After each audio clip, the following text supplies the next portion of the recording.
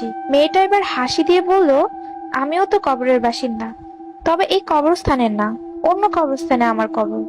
কিন্তু আপনি আমাকে দেখতে পাচ্ছেন কিভাবে সেটাই বুঝতে পারছি না।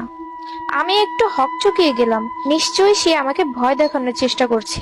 মনে মনে বললাম, ভয় পাওয়া যাবে না রাফি। তারপর আমি কথা ঘুরিয়ে আমার জানা সর্বোচ্চ ইংলিশ বলে দিলাম, ইউ আর সো জর্জিয়াস। মেয়েটা আবারও হাসতে হাসতে বলল, আরে পাগল, ওটা জর্জিয়াস হবে না, গর্জিয়াস হবে। ইংলিশ না পারলে ইংলিশকে অপমান করার দরকার কি? আমি তো বাংলা বুঝি, তাই না? আমি একটু লজ্জা পেয়ে বললাম, না মানে একটু আগে ইংলিশ পরীক্ষা থেকে সাসপেন্ড হয়েছি, তাই একটু বলার চেষ্টা করলাম। এখন মনে হচ্ছে আমি সাসপেন্ড হওয়ারই যোগ্য। তো যাই হোক, আমি বললাম, আপনি কি এখানে কি খুঁজছেন? মেয়েটা বলল, আমার নাম আরবি, এইখানে নতুন এসেছি, সামনের বিল্ডিং এর 4 তলায় উঠেছি। এখানে আমার শখের পুতুলটা হারিয়ে গিয়েছে।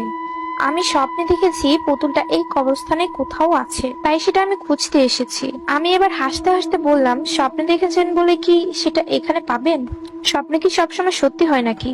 মেয়েটা এবার একদম কাছে এসে আমার চোখে চোখ রেখে বলল, আমার স্বপ্ন আপনার বাস্তবের চেয়েও বেশি সত্য। এই বলে সে আবার নিচে তাকিয়ে পুতুলটা খুঁজতে লাগলো। মেয়েটা ভাবভঙ্গি তেমন সুবিধার মনে হচ্ছিল না। চেক করার জন্য তার পায়ে